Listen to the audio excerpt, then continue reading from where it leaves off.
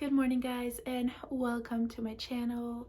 Today I will be sharing the first things that you can consider doing when you find out you are pregnant. The first thing I did when I took that pregnancy test and it was a positive, I was right there and I told my husband that we are expecting a baby number 3 and just share that exciting moment with my husband. I also kind of just realizing that this is real and we are pregnant, and kind of think of what our next steps together would be. After that is when I went online onto my insurance and I updated my information and I told them that I was pregnant and gave them my estimate due date and about how far along I was, and just updating my insurance, telling them that I am expecting another child. After that, you can decide what hospital you want to give birth and what provider you want to have. I had my previous baby 9 months ago, so I will be using the same provider and the same hospital. I loved having my baby there. It was a great experience, and so I didn't really need to research hospitals or providers. But if you are in that situation, also ask people you know around you if they gave birth at a certain hospital that you are looking into, and ask what provider they used and what their opinions on that provider was. I fortunately got lucky with both of my providers. With my first baby, we lived in a different part of town, and I went to that provider because both of my cousins used that provider and they loved him, and I also loved him very much. He was a good OBGYN. And then with my second pregnancy, I moved to a different part of town and I didn't know much people. I think I only know one person who had their baby there, and they liked their provider, but I decided to go with someone else and I was really nervous, but I did also love him too. He's an amazing OBGYN too. He's a really good doctor. I felt really blessed to have two amazing experiences. And so once you choose, call and make the first prenatal appointment, which usually it doesn't involve the OBGYN. Usually they just give you like a practitioner, and they'll have a first appointment with you and just kind of talk and either do blood work that day, schedule a ultrasound, and just kind of like the first formal paperwork and all of that stuff. Number 4 is prenatals. So I just finished this bottle today and starting my second one, and I got the Ritual prenatals, and they are really good. They taste like, when you swallow them, they give a little orange aroma, which I really like. That they not like the other herbal ones. They taste kind of like they smell like the rabbit palate food. That's how it smells. But so far, I don't know if these are the pills. They do have, let's see, they do have B12, so I'm wondering if these are helping me with nausea, because so far this pregnancy, I've been feeling pretty good. I have not had a lot of nausea so far, so hopefully those are the pills that are helping me, and maybe I'll be able to avoid having like full-on nausea this pregnancy. We'll see. I don't know if they are, but maybe they are doing a little bit apart. And I always look with each pregnancy to have good, full, healthy, organic vitamin prenatals, so there won't be any chemicals. Just want to give my baby the best and my body the best while my body is growing a baby in there. Next thing is what you want to think right away is your food intake, to remove any raw eggs, which I usually love to have, like poached gooey eggs. I had to remove that right away as soon as I found out I was pregnant. No raw fish like in sushi. I still have sushi, but I either make them homemade or make sure there's no raw fish or seaweed, or no raw seafood in there. And just no uncooked deli meat, and no high fish like that have high mercury, and just kind of think about what you are eating, and if you want to try and eat healthier, or if you're already eating healthier. I started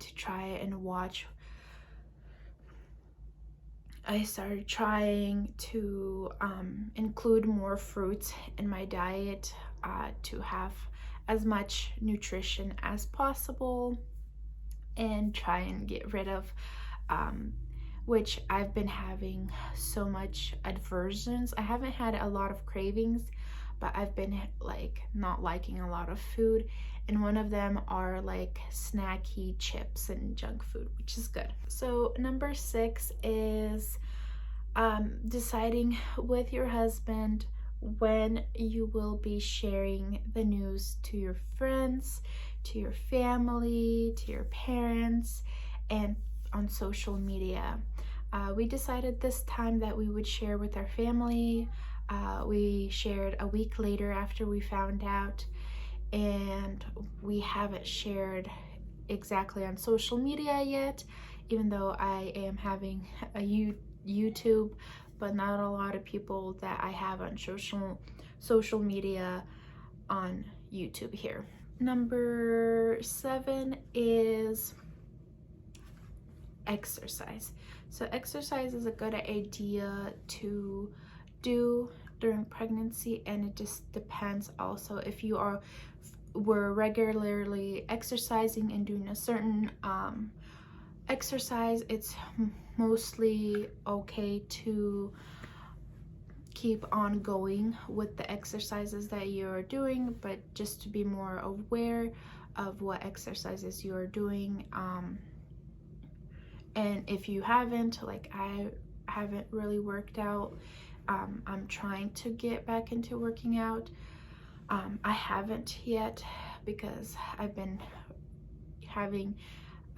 pretty tired, but I'm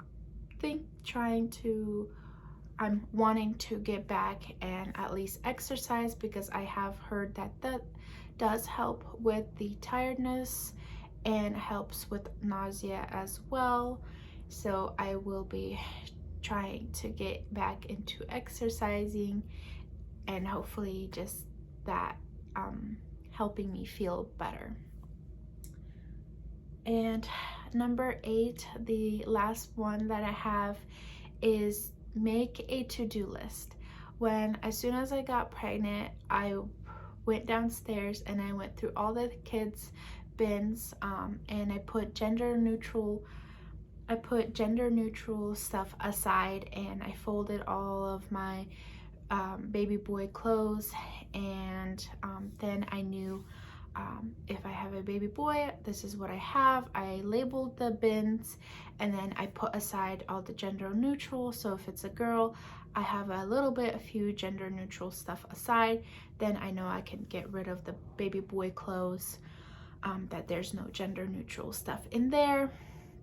And just like make a write down a to-do list of, obviously not do right now, but through your whole pregnancy, what is important to you and what things that you would want to get done. Like, I don't know, we needed to remodel our kids closet because it had a small door and we wanted to open it up, and we did that like 2-3 weekends ago, and it took us 3 days. Mostly my husband was doing everything, I helped him a little bit, but it felt like such a relief getting that done and knowing that now we have room for all of the kids and all of their clothes and everything like that. And just writing, like, I needed a dresser for the new baby to put all the new baby's clothes in there, and just all the big things and little things, just making a list. And when you're up for it, or you have a budget for it, or time for it, or energy, you can start tackling that list down. So like I like to be really prepared and organized, so I usually have like a lot of things like done way ahead of time before the baby comes, and that just helps me not to be anxious and just have peace, that if the baby does come early, which in my case I doubt it, because I always have my babies like past due date, and then I get it induced anyways. So just having everything ready just is very relieving, and then I don't feel stressed. But that is it that I have. I don't know if I missed something, but I feel like I got the most important big ones of finding a OBGYN and sharing the news and getting your insurance and taking those prenatals because you need them, because you are growing a human and your body will be working really hard to try and sustain that living child in you. And just about diet, to make sure you're not eating what you're not supposed to so you don't harm your baby. And I wish you guys luck and congratulations that you are pregnant. And I will have lots of pregnancy videos. I will be 8 weeks in just about 2 days, so I will have lots of pregnancy videos. So don't forget to subscribe and hit that notification button so you will stay tuned and see my new videos. Bye.